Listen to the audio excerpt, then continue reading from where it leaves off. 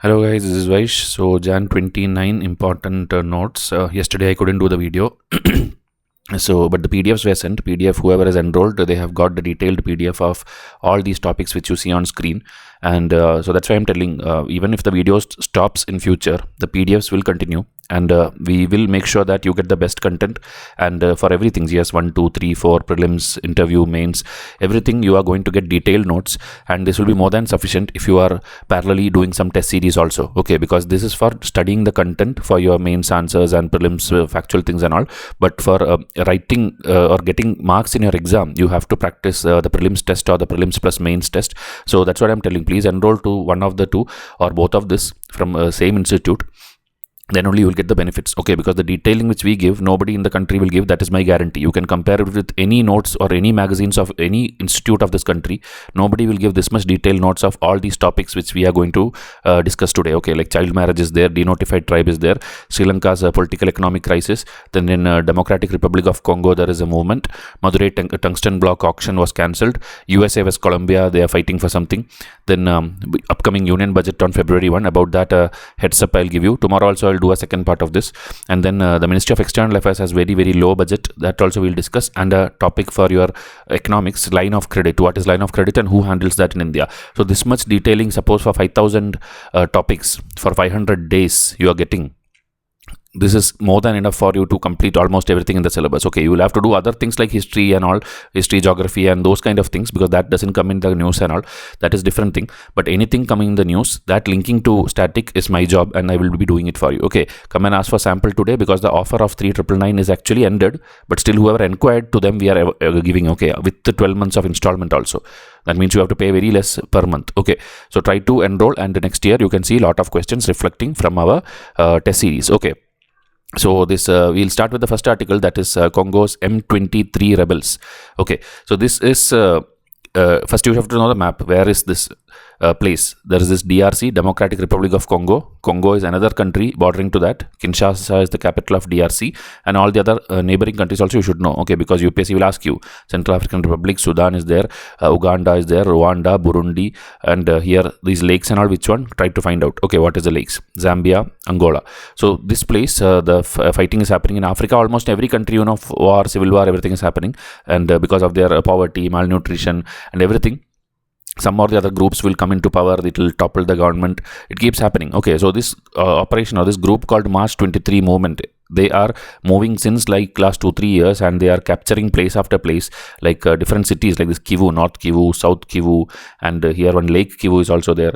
This Goma is in news, and like that multiple places you will see. When I discuss the article now, you will see that each place they are one by one capturing, and that is when they keep coming in the news also. So background, if you see, DRC has been seeing continuous conflict, because it's a very mineral rich state also. Wherever a lot of minerals and things are there, somebody will want to capture everything and come into power. Okay, so this M23 is a rebel group which is mainly of this Tutsi fighters. That is their group people there, and they it formed in 2012 itself, telling they are not happy with the government there, and many years it was inactive, and now it has come back again because it is capturing the strategic areas of North and South Kivu provinces. Okay, so more than 5 lakh people were displaced in 2025 alone, and they're seeking shelter within the place called Goma. This was what is happening, and a lot of sexual violence, looting, attack on the hospitals, everything. The civilians are getting tortured because of this.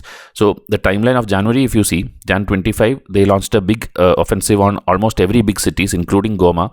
Then January 23, they had taken control of this Sake and cutting off the major supply routes to Goma. On January 24, they severed the diplomatic ties with Rwanda, meaning the government. The government now saw that the neighboring country Rwanda is supplying or backing finances and all to M23. So they cancelled all the diplomatic ties with Rwanda, the government. Okay, and Goma in January 27, it has fallen.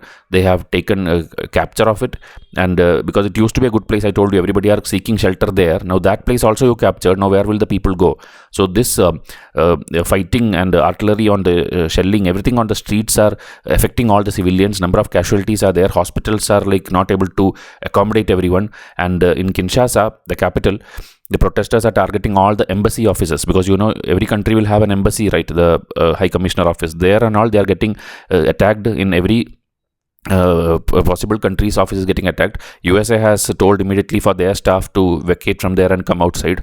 United Nations is also telling their concern, like it has to be stopped, because you see everywhere, like Israel, Gaza is fighting, Armenia, Azerbaijan is fighting, Russia, Ukraine is fighting, Africa within themselves they are fighting, Bangladesh is having their own fighting. Everywhere is unstable. Okay, that is why everybody are looking up to India and China for the future of the world. Okay, because they are the ones who has managed to balance their economy even after this much chaos happening in the world. Okay, so M23 is now moving towards the Bukavu. So this why I'm telling place names is because UPSC has this habit of putting the city names and putting match the following, or putting like what is the like description, like here malnutrition is happening, or here civil war is happening. So like that they will put city names and they will ask you. Okay, that is why I'm going on telling, note down all these things, and whoever is enrolled to me, you will get these PDFs. Okay, already got it. Yes, this PDF I yesterday sent it. Okay, so with control over Goma, this M23 now has access to all the vital route which is leading to the mineral sources. If you see coltan, castrate and gold, so they will continue this illegal mineral trade and all, especially with their helper country Rwanda, which is there beside it,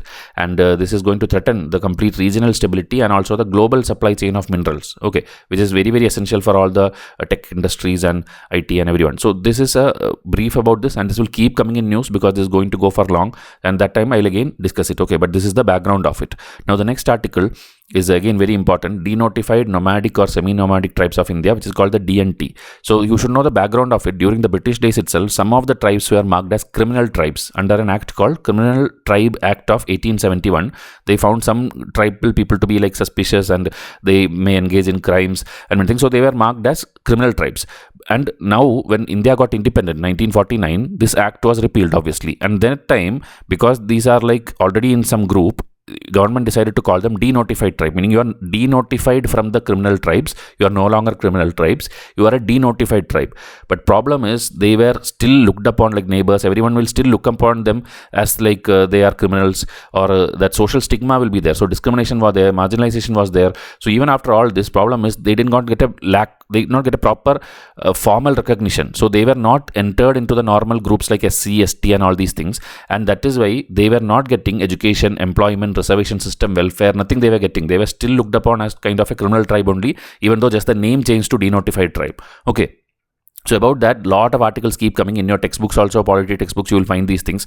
So to discuss on this, after 1949 itself, multiple commissions were there. If you see the Kaka, Kalekar, 1953, Lokur, 1965, Mandal, 1980, Renke, 2008, and this Datte, 2017, all these things multiple times have told you should identify these tribes, you should give them the rights, and you should not let them wander here and there without getting all the rights. This was discussed. Okay, the latest being 2017.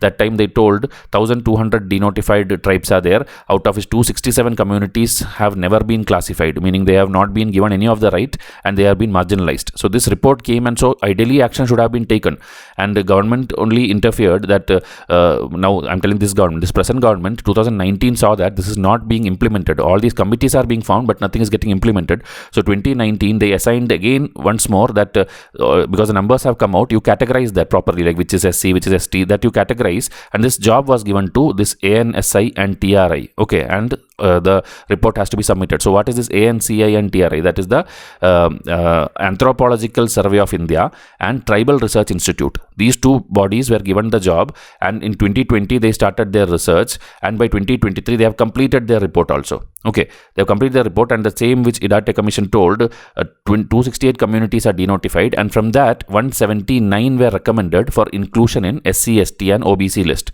Okay, 85 of them are first time being classified. They were never been mentioned anywhere. They had to do a lot of work to classify them. So that work also is done, and now parliamentary standing committee. Okay, how this started? They social justice and empowerment, you know, we have a ministry. So their parliamentary standing committee, they raised alarms that the government is delaying this, and because of that they're suffering without getting any welfare scheme. Okay, academic experts also, Lodi, a social activist and all who worked in that commission, they all told there is difficulty. Okay, because there is lack of clarity, like who is who, are they still there, or they are, because many of them, what happens is these tribal people and all, they change their community name, they change their surname, they changed this thing. So it's very difficult to identify who was actually there under their criminal tribe, who is actually, over the time we couldn't classify it properly. Okay, we are able to not list it properly. So here again, political movements also in different states happened, like UP, Haryana, Madhya Pradesh, Gujarat and all. They are telling that you should not put these people under SC, ST, OBC. Instead, you should make a separate categorization and get a separate reservation. Okay, but that will be again problematic, because already in India reservations are too much. Okay, SC, ST, OBC. And now, because to change the caste system and all, they are putting economically sections and all, EWS. So like that, different reservations are already there. And now we are telling a new category and give them separate reservations, separate from SC, ST, OBC. So that will be again problematic. So government now has seen the report, and the report has gone to the Niti Aayog. Niti Aayog's vice chairman, there is a special committee under him. He is looking into it, and a final report will come now in 2025, based on which they are hopefully going to classify as per what is told. These numbers are important. 268, 179 was recommended. 63 of them are non-traceable, as I told, because many of them merged with other bigger communities. Many of them migrated out of the states. Many of them changed their name. So these are the difficulties of this thing. Okay, and 85 are first-time classification. So this much detail is enough in case UPSC asks a question about the history of denotification, denotified tribe and criminal tribe, and what is their present status. All the report names, all the committee names in the minimum word limit I have given. This is what I'm telling. Nowhere in the country you will get this much crisp answer. Okay, I know how people coaching classes give. They'll give at least 5-10 pages of notes on this, and you will not know how to write an answer out of it. But my answer is perfect for your mains, and you can simply by heart this and go and write it. Okay, so try to enroll today itself, because else also it will be available, but the price will be double of what you see now. Now, Colombia versus USA. Colombia and USA, Colombia is in the South American continent. So USA and them usually have normal relations and all. But when it comes to this Trump administration, he will deport all the ones who have illegally entered USA, and that will create problem. Okay, everywhere, through Mexico to Canada, everywhere he sends away the people who has entered USA once upon a time with illegal documents or illegal passport and all. But here what problem is, USA is using military planes. Meaning as if like they are like criminals or like prisoners of war or something. Military planes, they are carrying all the migrants, and also they are not treating them well. Meaning those people are handcuffed, they are not given water, they are not allowed to use the bathroom. Like that, like prisoners or criminals, they are being handled, and that is why Colombia did not like it. So Colombia told that we will not accept them, and Trump told that I will put a 25% tariff on all the Colombian goods, and we will raise it to 50% also, and we will put more and more banking sanction, financial penalty, travel ban, everything we will do is what Trump told. Okay, but this person, Colombia, even though they are not very strong country, that president simply got excited, and he also told we will also put tariff on American goods. We will not shake hands with these white slave holders. We will. So it became a trade war. Okay, it will become a trade war, and you should see that it is ultimately going to be loss for Colombia only, because USA has trade with the entire world, but Colombia is dependent on many things to USA. Okay, so it will devastate their economy and destabilize their politics also. Okay, even the government will fall if trade with USA stops. Okay, because billions of dollars of dependency is there, where US is on the surplus. Okay, it's a US dependent economy, Colombia. So now after this all, politics, protest and all, the president told, okay, we are ready to backtrack. We are agreeing to take the migrants, but with dignity and respect. You cannot bring them in military planes. You cannot bring in like these kind of prisoners of war kind of state, else we will accept them. This is what has been told by the Colombian president. Okay. So USA, what they did now, they have just used their economic power. Okay, because they know that Colombia is dependent on them. They have no other option. That is why USA has used their economic power. So in the long term, this is going to destabilize the relation between USA and all the other remaining South American countries also. Because it's not only Colombia, it's like Brazil or Argentina. All these people have once or the other time told problems that the way Trump handles situations, the way Trump handles or deals with the Latin American neighbors, it's not good. Okay, there is inhuman deportation practice. And this is in contrast to America's claim that we are standing for human rights, we are standing for people, we are standing for civil rights. This and all America keeps telling, but if this is the way you handle citizens who crossed your border, then it is not correct. Okay, so diplomatically, you should see that Trump and these people should not keep putting tariff on each other. They should sit and discuss. They should handle the situation better, and the proper diplomatic channels or forums should be used, and in a respectful manner, you should cooperate with each other to end this problem. Okay. So this is about the Colombia versus US article. Now February 1, the budget is going to come. So about that, certain hints and things by economists and people have come out that the budget should be focusing on addressing climate challenges and accelerating India's green transition. Okay, because India, is trying to reduce the carbon and everything and reach a net zero by 2070 and all. So here, by 2030 itself, we have a initial net zero target. So 5 years only remaining if you calculate from 2025. So that is why there will be a discussion on that. There may be schemes announced based on that. There may be budget extra allocated for that we have to wait and see. Okay, in the past also, if you see, the same government has introduced something called PM Surya Ghar Muft Bijli Yojana, where solar like rooftop initiatives and all was there. Electric vehicle charging infrastructure fund was allocated. Offshore wind energy projects were initiated. There is a national green hydrogen mission. This is all already in the past we have done it and it's ongoing. Okay, it's going on.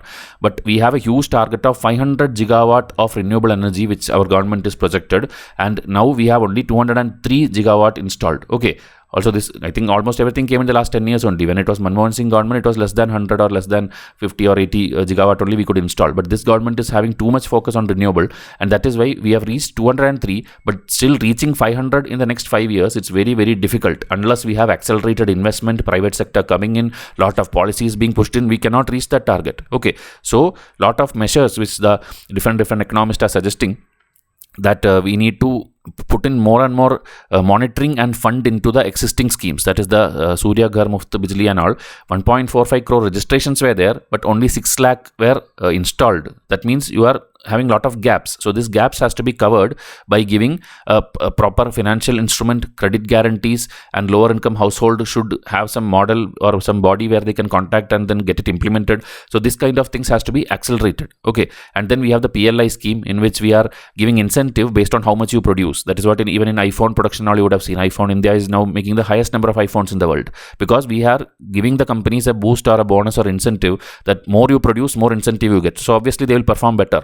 So same thing in the solar module supply chain also you have to put, so that we can reduce India's reliance on import, because India is always dependent on neighboring countries or USA for the solar panels. So that we have to stop, and we have to lower the cost of all the domestic panels, so that we get more and more business. We ourselves can use it for our domestic purpose also, and we can export it to other countries also. Okay, then India's railways also we have to see to it that because we have electrified almost everything, again we have to use more and more solar panels there, wind energy installations there, and budget should incentivize the private sector so that they come in and they help the government in achieving all these things. Okay, then there is something called European Union's carbon border adjustment mechanism. This is going to get effective in 2026, after which when we export anything to EU, what will happen is they will see to it like your product came from like whether clean energy or whether how much carbon you wasted while making that product. Like there many things are there. So carbon tax kind of thing it is. So that will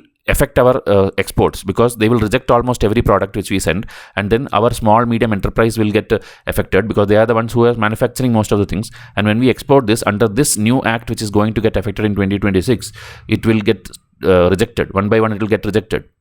So budget, what it should do, it should have a extra fund, climate action fund, so that it can support this decarbonization and can help these MSCs if suppose their products get rejected. This is another suggestion which is given by the economist. Okay, next is transition to a circular economy. Okay, circular means you are using something and then it will become a waste, and then you will reuse it again. So it's a circle. You are again like circle economy, and it will help the environment. So if you do that, you will get a annual profit of 40 lakh crore as per projections by 2040 and all. You will reduce the greenhouse emissions by 44%. This exact number you have to write. Okay, because circular economy, surely in GS3 paper they'll ask a question. That time all these data which I show you have to write, and you will get full marks. Okay, no other coaching students will get, only my students will get it. So write all these things. Okay, note down all these things. So to promote this transition, the budget should offer a 150% tax deduction. Okay, meaning you should give some tax benefits to people who are using recycling models and all, and you should give some depreciation benefit over time when things are getting destroyed and damaged and all. There also some benefits or bonus you should give. There should be a sovereign green bond kind of thing, like we already have a gold bond kind of thing. Same like that, green bond you have to introduce, and then the funding should help for financing the circular economy infrastructure. So these kind of suggestions, and see just 3 bullet points I gave you, detailed thing about circular economy. Okay, how to improve it.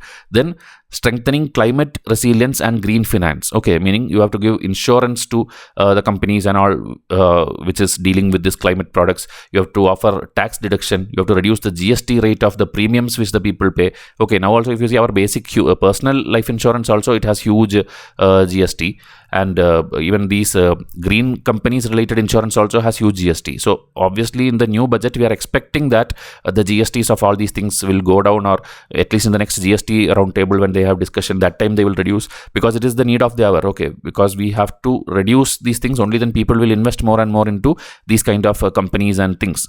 So we have to attract at least $162.5 trillion to meet our NDC. NDC means National Determined Contribution. Okay, we have that Paris climate thing and all, right? Paris climate UNFCCC thing. In that, every country has to give their commitment. Like, what is your nationally determined contribution? How much will you contribute to the reduction of carbon and all these things? So we also have an NDC, and to meet that target, we need at least this much money. Okay, and that government alone cannot bring it. That is why you have to bring in private people. You have to give better tax treatment and tax benefits. Only then huge investments will come in, and you can find a solution for this. Okay, globally also you have to do a climate competitiveness kind of thing, because as I told, when other countries and all are reducing carbon and all, then Europe and all will start taking their goods instead of India's goods. Okay, because Indian products are still like carbon loss is there, carbon usage is there, and all carbon footprint is high. So we have to see that competitiveness is there. Whatever the world is doing, we should also follow. We should have that metrics, we should have that investments, we should have that budget to grow in this climate resilience programs. Okay, so here again the conclusion is the same thing what we discussed. Gaps in renewable energy we have to address. The circular economy we have to transition, strengthen the climate resilience through insurance and green finance, and then respond to whatever this EU and other people are doing. We have to help our exports, so that also we have to do. Then only overall you will have a progress in the climate and economy. This is the way you write an answer for your projections. Now anyway, when February 1 this thing comes, all of these things will change, because most of them will get implemented, or maybe none of them will get implemented. Based on that you have to modify your answer. Okay, that time again I'll make video based on how the budget goes, but still these are the best suggestions you can give to the country for fighting the carbon footprint. Now in Madurai, Tamil Nadu, tungsten mineral block was auction. Okay, auction was cancelled by the BJP government now, central government now. So what is it about? So here there is this block auction of tungsten happening. It was awarded to, this much hectares was awarded to Vedanta Group and all. But obviously whenever a mineral mining or anything comes, you know, the environmental concerns will come, environmental protest will come. So some will be valid, some will be just the fear of the people. But here actually there is this biodiversity heritage site at this Patti, Tamil Nadu. Okay, so here there is a potential chance of destruction of cultural historical sites there. Cave temples are there, Jain symbols are there, Tamil Brahmi scripts are engraved, habitat of rare species. This much problems are there. So there it's not good to have a mining site. Okay, so initially center was defending this auction and telling like it's just a small portion, just a 20 square kilometer of the full biodiversity site is getting affected, that we'll somehow manage it. But later political pressures came from the same BJP only. BJP's like Tamil Nadu BJP, they also protested, and they told the Geological Survey of India should come and again do the measurement and do all these size thing and all, and tell like how much is actually getting affected, and then they had to withdraw it. That is what happened. So tungsten, you know, it is used in the high-tech industries, in defense and everywhere, because it is dense, lustrous and non-substitutable metal, you can tell. So this one for national security reasons and for industrial growth, either way it is needed. So see, this much small way, instead of writing 10-15 bullet points, you can finish off the description of tungsten. This is how you should practice. Anything you have to write, in 2-3 sentences, try to give almost every description, highlight the main keywords, and examiner will get impressed there itself that you know everything and you have written everything in a very small limit. Okay, so India holds only 5% of the global tungsten reserves in these states, Tamil Nadu, Karnataka, Andhra and all, and the metal is very scarce and highly stockpiled globally, making it a critical resource, meaning it's very difficult to get it from other countries also, because it's needed for strategic industries including defense. So that is why tungsten is very important. So politics, I told you, Tamil Nadu's BJP itself protested, and this influenced the union government to cancel the auction. Okay, but before that, if you see the state government, they did not show any that much interest. They were clearly not opposing. They were even asking for permission for more tungsten mines and molybdenum mines and all. So it is the BJP state people who actually protested and stood for the people, and they influenced the union government, and then union government had to reverse their decision, and finally now the auction is cancelled. Okay, so whenever you have any project, okay, how will you conclude this? You have to have a balance between the environmental concern and the strategic importance of minerals like tungsten and all. So you have to have a proper planning. You have to involve people like GSI, the Geographical Survey of India, and then discuss properly whether actually it is affecting some historical site or geographical site. Only then you should take action. You should not simply pass bill after bill, or you should do like this and then make people to protest. That is the overall conclusion for mining projects. Okay, and about calls, whosoever call is pending, I will try to finish off the calls today and tomorrow, but again try to book it soon. Okay, because again if you delay and you don't even know you have to give your exam in 25 or 26, then it's a very big injustice to your preparation. The more you delay, your competitors are going ahead of you. So WhatsApp this number and book your call or discuss with me, and then enroll to whichever program you want. Now about Ministry of External Affairs and their budget, the budget allocated to that particular ministry. Okay, so it is one of the least funded ministries. Like you will see, like S. Jaishankar is going every country, he is having meetings after meeting, this many multilateral forums are there, but that is the least funded as of now. Okay, 2017-23, there was just a 4% increase in the budget which was given to that ministry. Okay, in 2024, there was a 23% increase in the budget allocation, so that is a good sign. But again, that is not enough. Okay, we need more and more money because we have to strengthen our international ties. Now again, if you see, people have to again travel to USA, again to other countries, again to Russia, Ukraine, many things are there. So if you have to have that developed India by 2047, you have to put lot of budget. At least 1% of the total expenditure of the budget should be moved to Ministry of External Affairs. As of now, it is only 0.4% of the national budget which is going there. And the author is telling it may not be realistic. At least if we get 0.6 to 0.8%, meaning from 0.4, if you make it 0.6 to 0.8%, if not 1, that itself will show that India is having a commitment to our global leadership and having ties with international bodies and everything. Okay, and this is also useful for our regional connectivity. We have our neighboring countries, issues are there, Myanmar, Bangladesh, Nepal, everywhere we have problems. So we'll have to have more and more fund for our external affairs to deal with these problems. Okay, so the capacity also, people who are in, there, IFS officers or whoever are there, many are like under recruited, many are like vacancies there, so they have to be taken in, they have to be trained, their expertise have to be improved. And every time when we tell about global, our neighborhood is always first. Neighborhood countries, especially China, there we have to see that we have enough finances to manage all our cross-border projects and cross-border agreements and meetings and everything. We need more and more money for that. Okay, so foreign aid also, if you see 2024-25, India's aid to foreign country saw a 10% reduction. Okay, meaning we are not having enough fund to give them foreign aid, like giving grant. Blindly grant is not there, but loans we are giving. Okay, loans we are giving because that anyway will come back. So loan has increased by 29%, and Bhutan is the largest recipient of Indian aid. Okay, which are getting like free money or grant or anything. Also, we have seen that we are shifting from that grant model to line of credit model, which I'll discuss as the next article. Line of credit is different from grant. Grant means you are just giving there. Okay, you may get it back or you may not get it back. It's like a free gift kind of thing. But line of credit is a kind of a limit is there. Okay, that I'll discuss in the next slide. I'll discuss. So Bangladesh is the largest one getting the line of credit. Bhutan is the one getting the largest amount of grant or aid. Okay, this kind of fact you can use in your answers. And Sri Lanka also, the budget is increased. The budget, Sri Lanka, when we deal with their discussions and all, their more budget has been allocated because there also crisis is going on. And then, as I told, the training budget, 30% increase was there. Overall capacity and understanding of the IFS is there. That also they are working on it. And other challenges also is written here, that there is no much lateral entries coming in. There is delayed expansion plan. There is coordination challenges is there. And there are cuts of 20% and 25%, 22% in the funding of these institutions. Okay, Nalanda University, South Indian, everywhere direction is there. So these are the challenges which we are facing, because of which more and more fund we need to work in the external affairs ministry.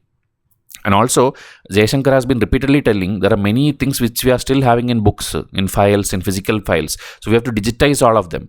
We have to digitize and declassify all of them, so that this can be even accessible to all other researchers and other anything. It can be easily given. Every time you cannot take printouts and papers and give. You have to have a digital method. Okay, and then just two terms, what is track 1 and track 2 diplomacy. You would have seen this in news and all. Track 1 means the actual formal government diplomatic thing. But before having a track 1, we will have a track 2, which is informal dialogue where non-governmental actors, everyone is there, and we should have more of that. For that, we need more fund. More track 2 research is a sign that we are better ready for track 1. When we actually go to the actual diplomatic meeting, we are ready already because we have done enough track 2 research. Okay, so just a technical term I wanted to tell you. So India's role, globally is increasing. We have to increase our diplomatic responsibilities and all, and the world is looking up to India. Okay, and we have to build this strong thing in the long term, and for that finance is needed. That is the conclusion of MEA's budget. Okay, so try to enroll to our prelims test series, prelims plus mains test series, and the daily notes. These things alone, if you do, you are going to easily get huge content by the end of the year that you will be easily clearing whatever exam you give. It's a state exam or a UPSC exam or whatever. We are trying to cover everything which comes in the news. So line of credit. As I told, it's a pre-approved borrowing limit. Meaning in the first itself we'll tell, okay, this much lakhs or this much lakhs of crores of rupees is the LOC for your country. Meaning that much is the one you can borrow, which you have to obviously give back, but that is like a flexible arrangement now. Instead of giving like random grant, random financial aid and all, this much borrowing facility we have already allocated for you. So you can come and take, okay, this much I'll take now. Then after 6 months I feel, okay, now I'll take. So like that you can slowly take. That much will be already registered in our papers here. Okay, and that can be two types. One is like you give some collateral and get it, and one is like without any collateral you take it, secured and unsecured. And this is the general definition, general types of credit. Okay, whatever I told now is the government credit, this one, if you see sovereign or government credit. But other than that also there is personal credit, business credit, trade credit, revolving line of credit, meaning your credit card and all, where limit is there, limit gets over and again limit is refilled in the next month. So it's a revolving one. Then fixed line of credit, meaning it's a one-time limit, one-time borrowing. Okay, for large project and all you do that. But so these are general terms. In case UPSC ask about explain line of credit and different types of line of credit, these are the 5-6 types. But when we talk about our government and budget and all, this is the last one is the one we talk, government one. Okay, where we are giving aid programs. And who handles it in India? It is the Exim Bank. Okay, in India we have this Export-Import Bank, Exim Bank. That is the one which handles all the line of credits to foreign nations. Okay, and we are giving this to Africa, Asia, Latin American, all these countries who are maybe you can tell less developed than us. They are the ones who need support for infrastructure project, energy project, agriculture product, industrial project and all. Like USA, Russia and all is not going to come and ask for a line of credit from India. So we always again neighborhood first policy is there. Africa focus, we give lot of LOCs. Then the Iran project, I told you, a mega project there, maybe a one-time credit we'll give. So like that there are different examples also you should quote whenever you write a static part. Okay, so what is the overall importance? It will help in infrastructure development, it will encourage trade and investment, it will enhance India's soft power and geopolitical influence. You're seeing, right, Modi is getting all this Bharat Ratna kind of thing of all the other countries. Okay, India's highest prize is Bharat Ratna. Like that other countries are giving award after award to Modi because we gave fund to them, or because we gave some defense equipment to them, or we gave the COVID vaccine to them. So this is called soft power. We are helping them when they needed, or when nobody was helping them, we helped them. That is why Modi is getting this award after award. Okay, so this will also help us compete with China's Belt and Road Initiative, because China is trying to influence the entire world by this project. So our soft power parallelly, if we are doing, countries will think like, okay, India is actually better. India is not forcing us to take huge loans and that kind of interest he is not asking. So that is why India's soft power will help counter China. Okay, so it will provide financial flexibility to borrowers also. As I told, you can take little loan at a time, then with low interest you will get it.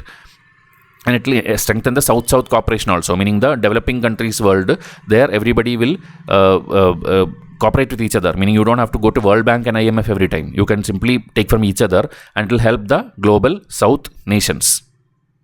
So challenges also is there, like some countries, Sri Lanka and all, or Pakistan and all, they keep taking loan after loan, but they did not fix their country, that they will be finally going into huge debt, because they'll be blindly now believing that somebody will give LOC and they will never repair their economy. So that is one risk is there.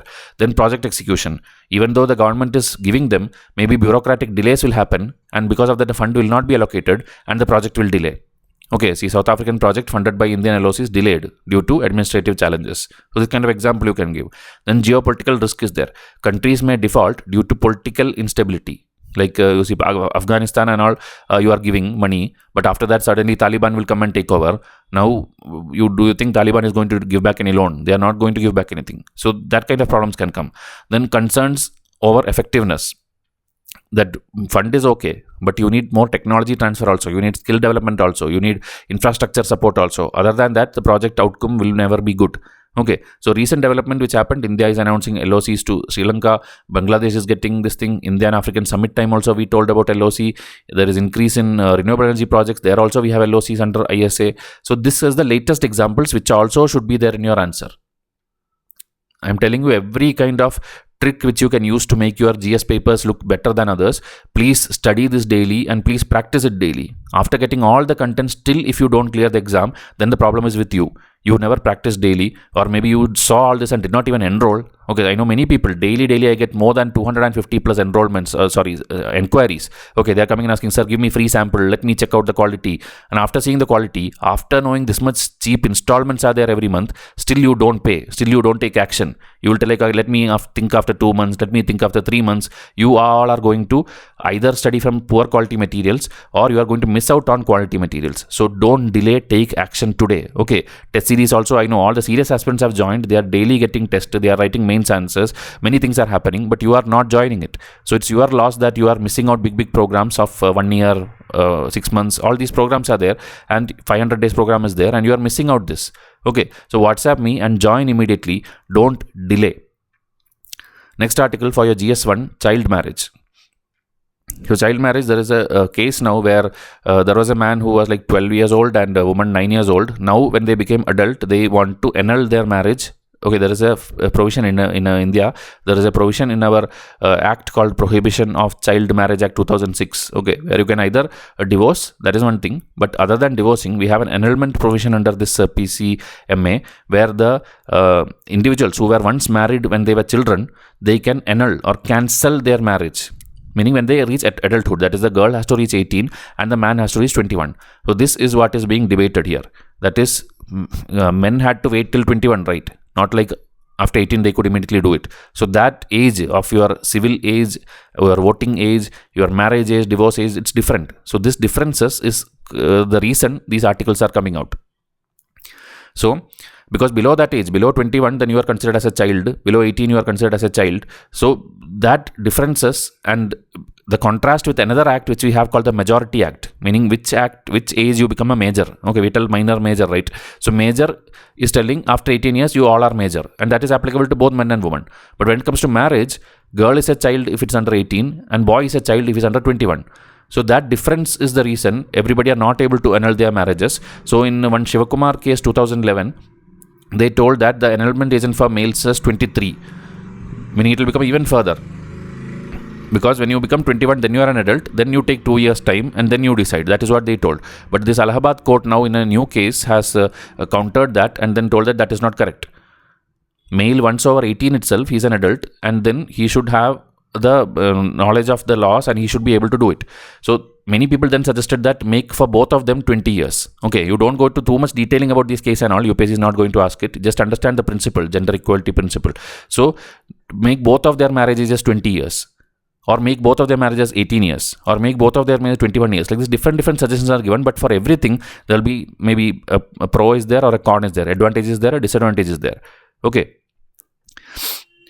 And historically, why is this difference 18 and 21? Because of the patriarchal society and mindset and all, that men should be like little more older, it should be little financially stable, and women are only seen as like child bearers. That was the concept which we had. So the solution is make now, because it's modern era and all, make common age for both. But what is the age you should make? Whether it is 23, whether it is 21, whether it is 18, that is the debate going on.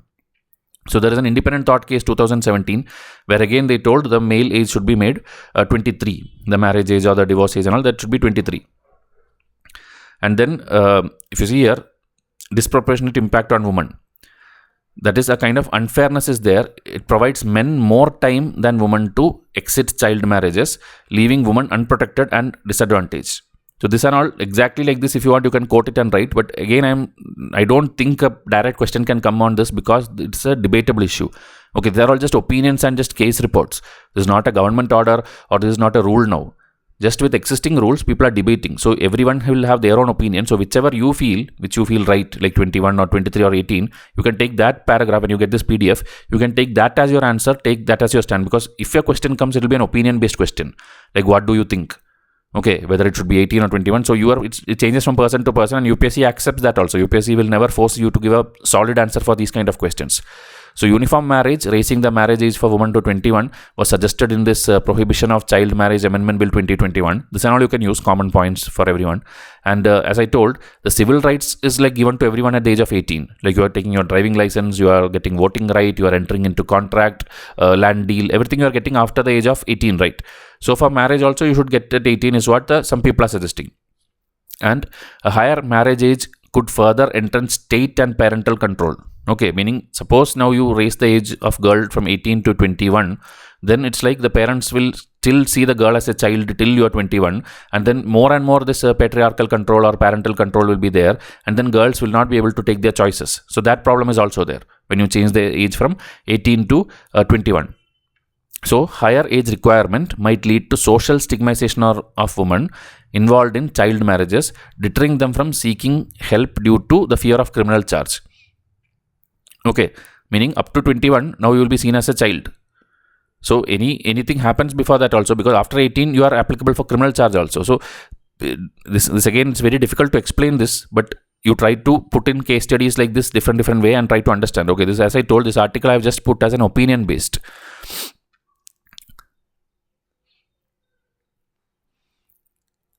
So examining unfair access to annulment. This case represented an opportunity to re-examine the gender disparity in access to annulment under the PCMA, particularly in the light of minimum age of marriage. Again, now we are discussing, shall we make for men and women both as 18 years? Okay, as a uniform age, and then they can then together like whichever age is like marriage, annulment, divorce, everything is like both 18. But again, when you take most of the judgments and all, it is girl's family who initiate the child marriage. It is the girl's family itself who complain for forced marriage and all. So who is right, who is wrong, that also is a problem. So alternatives they have given is, instead of thinking of all these things, first make these children, everyone educated and self like a good personality you give them by giving them free and compulsory education, give them all social security and health benefit, give them this sexual education and all these things, so that they know how to handle relationships, they know how to be a proper adult. Okay, by the age of 18 itself, if you make them capable of that, then all these confusions won't come. Okay, even child marriages itself won't happen, and in case if it happens also, they will have clear understanding of they need to cancel it, or they need to annul it, or they just put criminal charges on each other. This kind of things can be avoided if you all are becoming educated in like a basic education and also the sexual education. So this kind of thing is what you have to finally propose, so that you don't fit into, or your answer also don't go to the usual patriarchy or social stigma and all these things, because those are all outdated things. You have to come out of that, means you have to suggest modern solutions. So how much ever I could do, I have put this in a format where you've given the different case studies, different cases, their fact and things, and what is the futuristic thing also I have given here. So we'll see how this goes, whether any law comes, but this is just now a debatable article, and you can get the points and note it down. In future when it comes, you can add to it. Okay, in your notes, whatever I teach you in future, you can add to this. Now about Sri Lanka's economic crisis. Sri Lanka, new government has come, and already last few years it is having economic crisis, lot of debt. It is indebted to China, India and everyone, even IMF. So they are not seeing any sign of economic stabilization. There is no growth in their this thing, and they have $3 billion IMF program is there, $4 billion India has given aid, then there is the 17.5 billion restructuring deal has been signed with China. They have some ties with the private bondholders and all.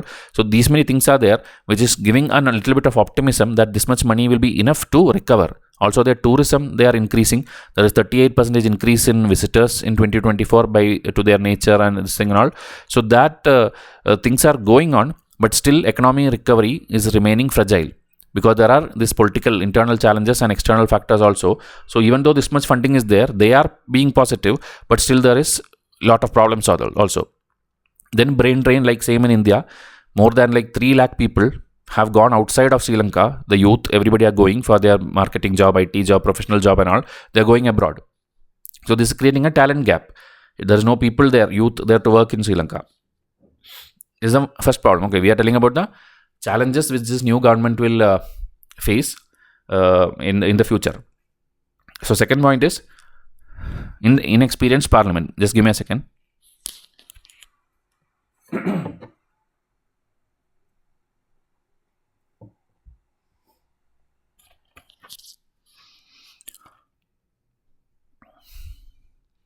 So the new parliament now, if you see the people who are elected, 150 of them MPs, they are all new. They don't know the procedures. They don't know how to deal with such a big economic situations. So they have to now somehow train these people, and they have to focus on improving the public sector delivery.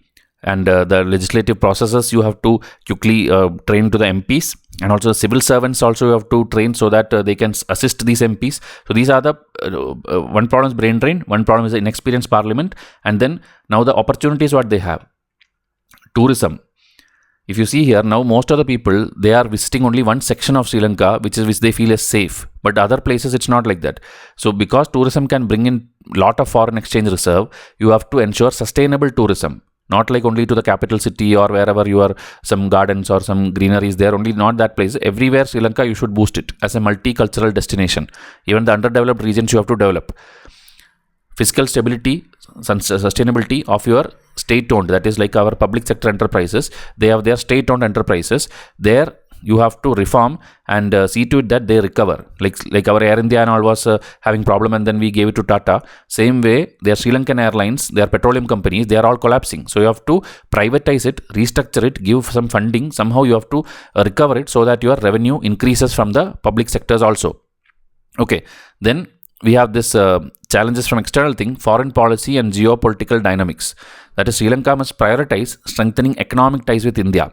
Because you are depending too much on China, too much on IMF, they all charge huge interest rate and all these things, and they are not reliable. They will come and acquire your, they will tell, okay, give your port for 99 years, give your coastal area for 99 years, like lease, they will take it away if you don't repay your loan. But India traditionally doesn't do such things of capturing places.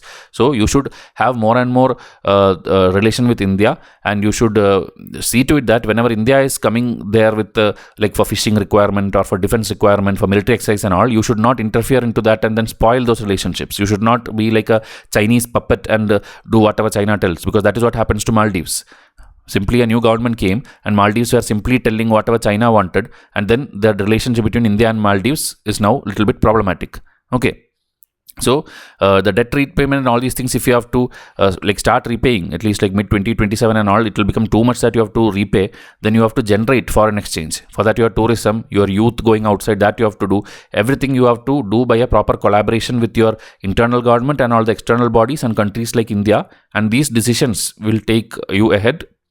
And the new budget, they also have their budget in February 2025. They should see to it that it is designed in such a way that your complete debt is having a proper roadmap. Like this year we'll give this much money back, and this much we'll have a relationship with India or the other countries. That should be clearly written in your budget. So this way, we have discussed at least 9 articles today, in which I feel only the child marriage one is a debatable article, where we don't have a proper solution. We have just discussed certain clauses of 18 years or 21 or 23 and all that you can rethink and again read it yourself also if you see more articles on this. Remaining everything, whatever is the important points I have given, and please note all these things and get the PDF, because when you have PDF, it will be much more helpful. It will be much more easier to read it yourself, and you will get your own perspective also. So WhatsApp me and try to get it today itself. I'll come up with the next video of January 30. Thank you and have a nice day.